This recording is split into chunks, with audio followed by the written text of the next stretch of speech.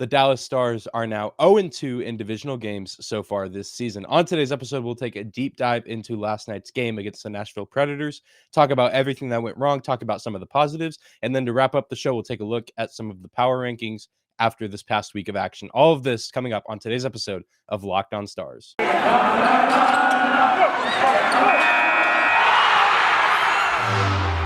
You're Locked On Stars, your daily podcast on the Dallas Stars. Part of the Locked On Podcast Network, your team every day.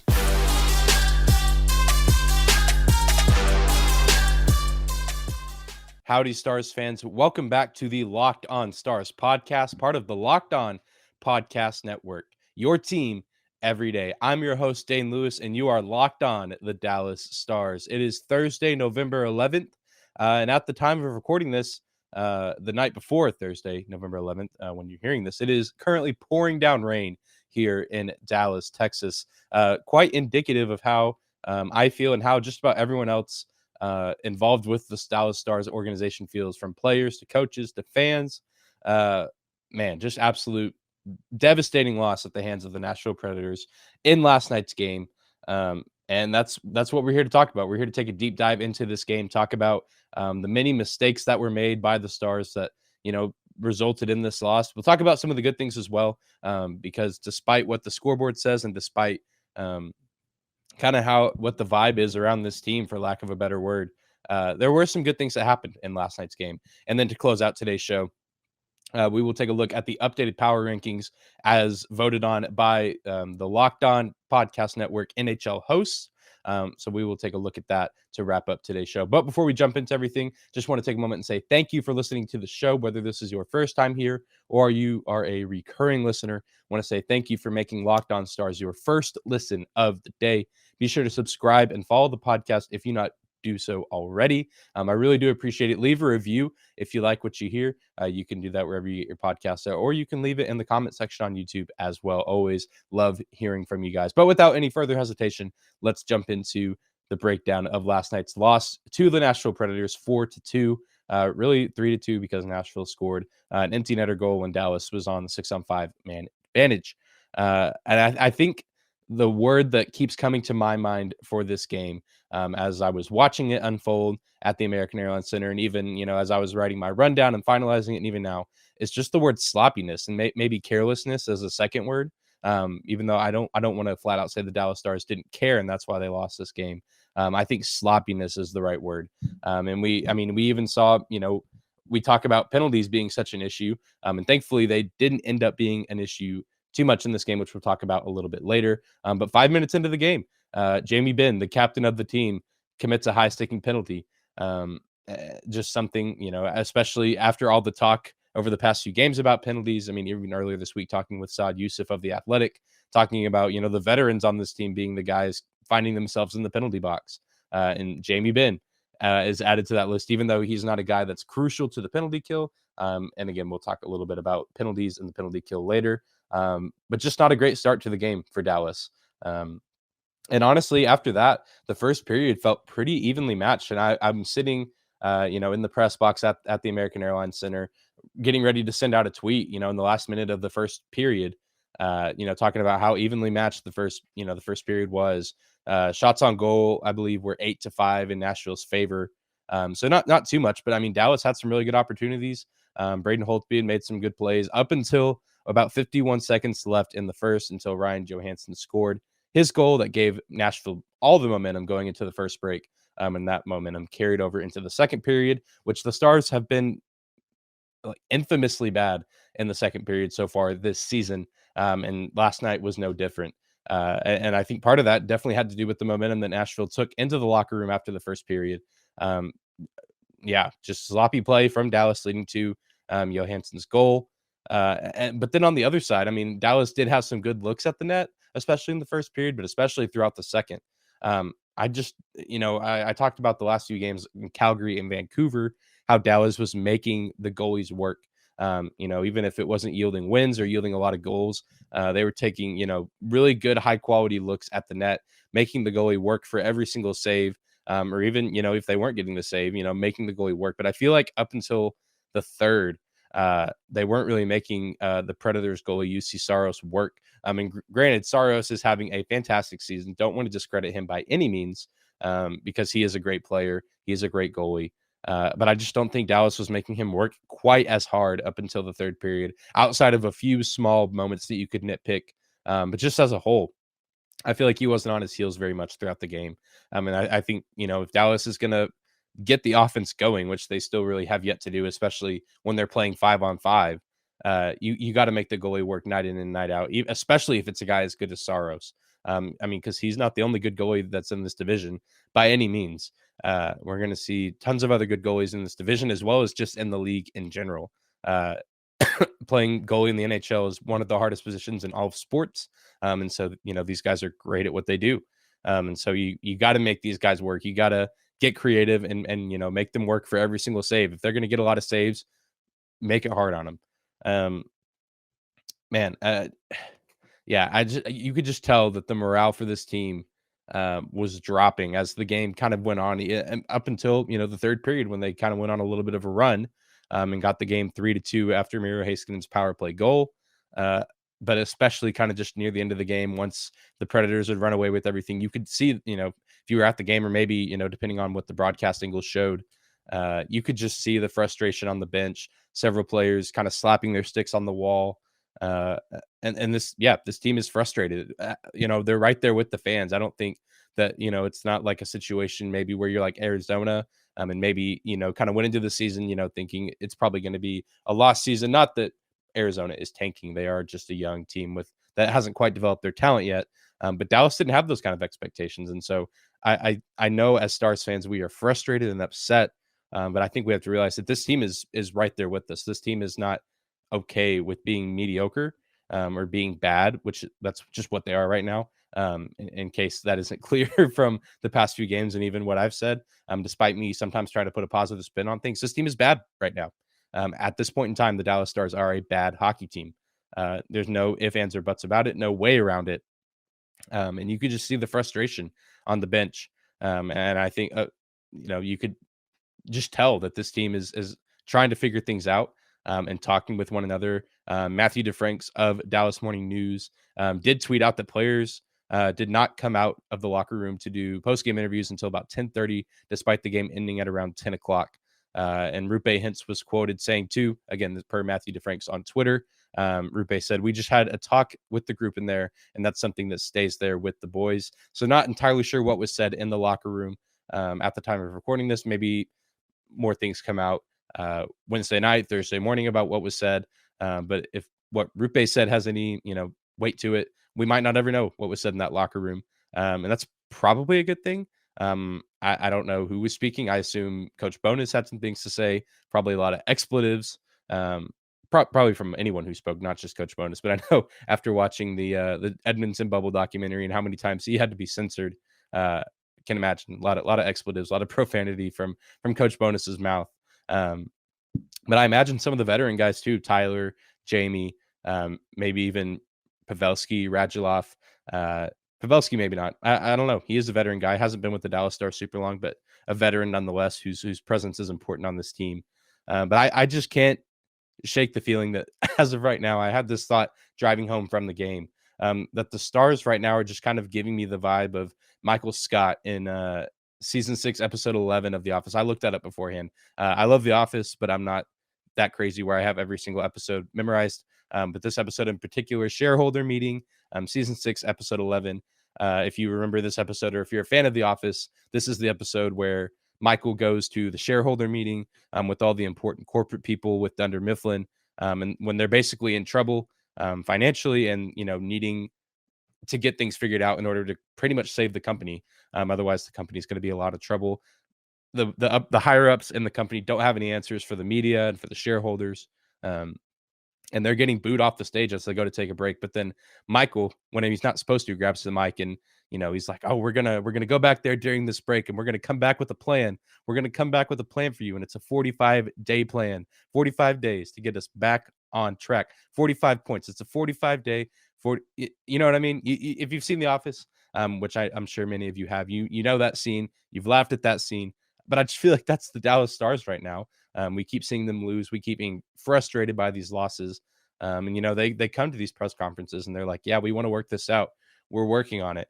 And, part of it, you get good looks on net. You run into a hot goal. You run into a hot team, which Nashville is playing very well as of right now. Not an excuse for Dallas losing this game, but something to make note of, that this Nashville team, I believe, is 6-1-1 now in their last 8 games. So doing pretty well. This Nashville team, I think, is better than a lot of people thought they were going into this season. But still, again, no excuse. But I just feel like, eventually these answers of, oh, it's a young season and we're figuring things out and we're trying, like, training camp is the time to figure things out. Training camp was relatively normal this preseason for the most part. It wasn't delayed or really pushed back. Obviously different because not very many people were there, but that was really the only thing different. This team had time to, make connections. They brought in a lot of free agents and a lot of new guys. But they had time to work those things out and they looked good in the preseason. Obviously, they weren't playing the same lineups that they're going to play in the regular season, but they showed promise. And that promise has seemingly vanished out of thin air as of right now. And so I just don't know how much longer we can kind of take these. We're working together as a team. We're trusting one another, which is just kind of pandering to the fans and to the media, I think, until we can actually kind of see some of that coming to fruition and seeing that worked out.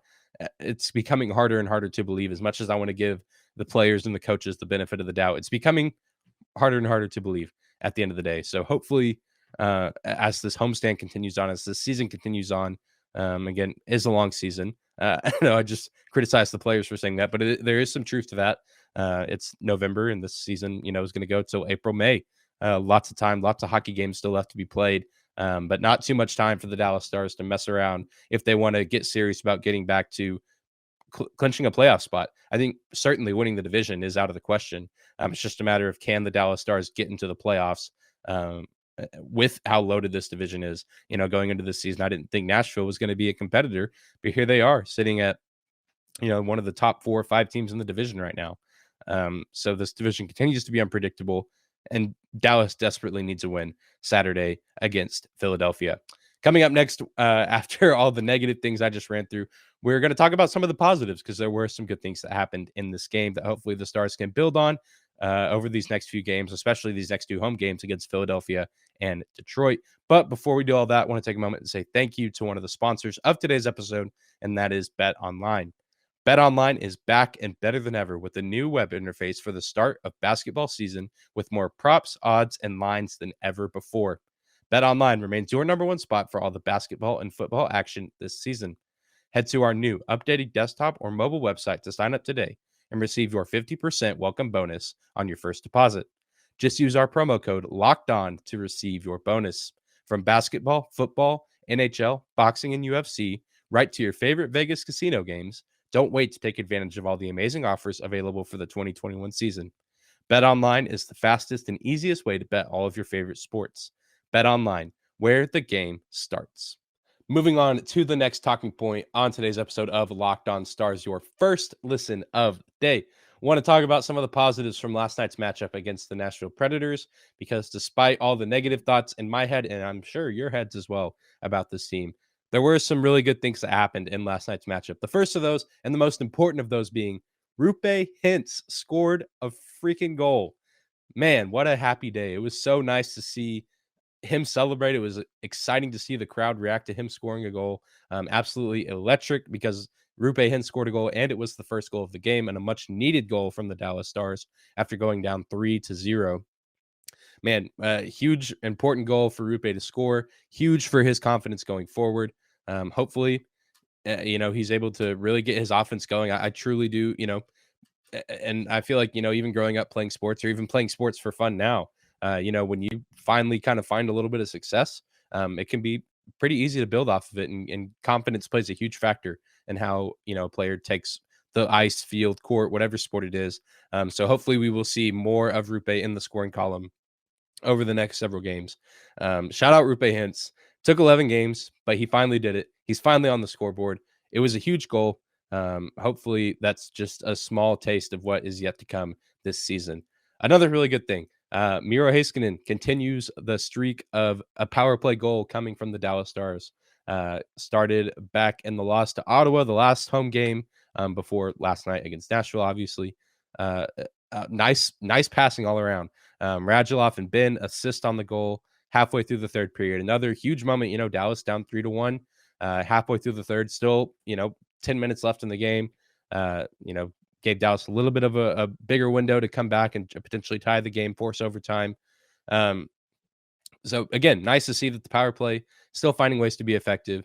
Even though, the first two power play runs for Dallas of their three, not the best. Certainly the first one. The first one was pretty lackluster, not great. But the second one, a little better. Third one, best result you could have possibly gotten. Great passing leads to a very, very nice goal from Miro. Again, who is doing everything right, it seems, this season. He's playing very, very well, continues to be very impressive, continues to be a bright spot on this team, despite a lot of the negativity kind of going through and around the organization right now, just about the product on the ice. Number 4 continues to be a shining bright light in the life of Dallas Stars fans. And keeping the subject on special teams, the penalty kill looked very, very good. The one time that it had, we had our penalty kill units out there. Nashville had a very, very difficult time getting any kind of offense set up. I can't really recall a moment in that 2-minute stretch where Nashville had the puck like in their possession and were making passes in their zone, to get a shot on net. Dallas did a fantastic job, keeping the puck out of the zone, sending it back, playing defense very well, attacking aggressively despite being down a man. Super encouraging to see. Absolutely loved it. And of course, with that, like I mentioned at the start of making this point, Dallas only committed one penalty. Jamie Benn in the first 5 minutes gets called for high sticking. And I think the vibe in the arena was like, oh boy, here we go again. After all this talk about penalties and needing to commit less penalties, here's the captain of the team high sticking in the first 5 minutes of the game. But Dallas, didn't commit a penalty for the rest of the game. They played pretty disciplined for the most part. As far as penalties go, there was a lot of sloppiness with passing and puck control. But different kind of discipline. When it comes to discipline of staying out of the penalty box and helping, set your team up for, a chance to potentially win or put your team in a position to at least be competitive in a game. Dallas did that pretty well, outside of Jamie Benn making that mistake in the beginning. So good night for Dallas Stars special teams. Again, besides kind of the first go around on the power play for the Stars, the power play, stays, the streak is continuing of at least one power play goal a game. Who knows how long that'll last. Nice to see that, finally both sides of the special teams are kind of playing well. Over the last few episodes, I feel like I'd been praising the power play, but the penalty kill had been lacking.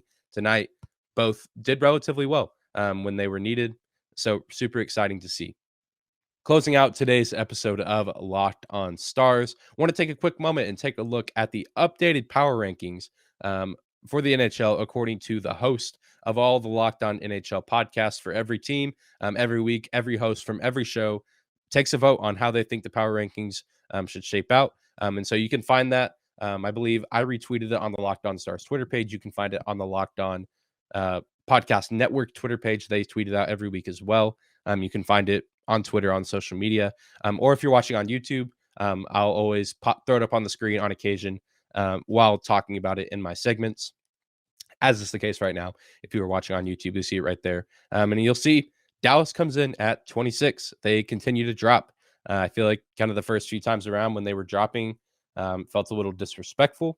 I was like, oh, come on. Like, it's just one loss to Ottawa. And then it turned into 2 losses to Ottawa. Super embarrassing. But yeah, Dallas continues to drop. And if they continue to play over their next 2 games at home, like the way they did against Nashville, they're going to find themselves next to Chicago and Arizona, down at 32 and 31. It's going to be a nice Central Division party at the bottom of the power rankings if Dallas keeps playing the way that they do, which is not a place that I want them to be. But it is, I think, interesting, worth noting. Every team Dallas has beaten this year, the New York Rangers, the Pittsburgh Penguins, the LA Kings, and the Flames, all 4 of those teams rank above the Stars as of right now. Of course, the Kings actually at 25th, so not too far removed from the Dallas Stars. But, those other 3 teams, Pittsburgh sitting at 16, about middle of the pack, according to the host here at the Locked On Podcast Network. But Calgary and New York, both in the top 10. Calgary sitting at number 4, New York Rangers sitting at number 9. Just kind of an interesting stat that I saw, while at the same time, Dallas has lost twice to number 29 in Ottawa and lost once to number 28 Vancouver in the power rankings. So a lot of inconsistency there. Everyone else that they've lost to ranks above them, kind of scattered all throughout. Nashville, not too far removed as of right now, sitting at 23rd. The Columbus Blue Jackets sit at 18. Pittsburgh Penguins sit at 16, but the Stars beat them. Boston Bruins sit at 13. Winnipeg Jets sit at 12. So some of the teams the Stars have lost to, having pretty good seasons in the grand scheme of things, in the eyes of the host of the NHL shows here at the Locked On Podcast Network. Just kind of taking a look at some of the other teams, Florida and Carolina. Swap spots. Carolina was number 1 last week. Florida was number 2. But after they played head-to-head, Florida dominated the Carolina Hurricanes. And now no undefeated teams left in the National Hockey League. Carolina was the last team standing as an undefeated, but that is no more. Regardless, both of those teams, very, very dangerous teams. Both teams are on fire without having really, any guys dominating any statistical categories. Carolina has Andrei Shvechnikov with 15 points, very impressive so far through this young season. Alexander Barkov and Anthony Duclair of Florida each have 8 goals for the Panthers. Man, what's it like to have a guy that, not only one guy, but 2 guys that can score 8 goals in this young season? The Dallas Stars could never, as of right now. Maybe later on. As far as the Central Division, Minnesota and St. Louis are repping the Central Division strongly at number 5 and number 8, respectively. But 2 teams off to a really nice start this season. Definitely the powerhouses of the Central Division as of right now. Not necessarily who I expected to see at the top of the Central Division. I expected to see the Colorado Avalanche, who are at number 11, despite only having 9 points on the season. And if you take a look at the graphic on social media, or if you're watching here on YouTube, you'll see that their 9 point stands out like a sore thumb where they're at in the power rankings. A lot of teams below them have as many as 15 or 16 points. For the Detroit Red Wings, the Anaheim Ducks have 17 points. So, not necessarily saying that the Avalanche are worse than these teams by any stretch of the imagination. However, it's weird, that they're as high as they are, despite, some of the anti-success, the failures, I don't know if failures is the right word, but just the way they've played in this young season. Obviously, if they're going to turn it on and play really well, they can rise up the ranks. But it's just kind of feels like a crime. Yeah, I'll say it feels a little bit like a crime that they're at 11th, despite only having 9 points. There's other teams with single-digit points like Seattle at 27, Ottawa at 29, Montreal at 30, Chicago at 31, Arizona 32. Where those are their rankings in the power rankings. All those teams 9 points or below as well. Not saying that Colorado belongs with those teams, but it's just kind of weird to see them above teams like Winnipeg, Philadelphia, and even San Jose, or maybe even Detroit with 16 points. Teams that are producing more wins, producing more points, yet Colorado remains above them. Colorado's still a good team. I think they will eventually, be at a spot points-wise where they deserve to be either at 11th or, if not better. Just kind of my 2 cents on the matter there regarding the Colorado Avalanche. The last team I want to talk about is the Edmonton Oilers. They are dang good. Connor McDavid, Leon Draisaitl, dang good. Man, this is a dangerous team. Debatably the best team in the Western Conference, besides maybe Calgary at 4. The Edmonton Oilers sit at 3 right now in the power rankings. Minnesota sits at 5. You could argue that Edmonton is the best team in the West right now, and I would accept that argument. Obviously, the power rankings say that. It's up for debate. Everyone has their own opinion, but I would accept, anyone that says that Edmonton is the best team in the Western Conference right now. I can agree with that. Connor McDavid, really good. His goal against the New York Rangers, if you are on social media and follow any kind of NHL content-based page, certainly you saw his incredible goal weaving through what seemed like the entire New York Rangers roster to put the puck in the net. Absolutely insane. Generational talent. Like I've said before, several other people have said it before. Doesn't make it any less true. He is insane. The Edmonton Oilers, very good. And they are just humming along with Connor McDavid leading the way. That's going to do it for today's episode of Locked On Stars. Be sure to tune in tomorrow as we end your week with a preview of Saturday's game against the Philadelphia Flyers. Even though the game isn't tomorrow, we'll go ahead and preview that game against Philadelphia for you to get you caught up on everything you need to know before that matchup. Thank you again for making Locked On Stars your first listen of the day. Now go make your second listen of the day the Locked On Bets podcast, your daily one-stop shop for all your gambling needs. Locked On Bets, hosted by your boy Q, with expert analysis and insight from Lee Sterling. Be sure to subscribe to the show, tell your friends about the show, leave a review if you like what you hear. Follow me on Twitter at Dane_Lewis. That's at DANE 2_LEWIS. You can also follow the show on Twitter at Locked On Stars. Be sure to subscribe to the show Locked On Stars on YouTube as well. Thank you guys so much for listening, and we'll see you back here tomorrow.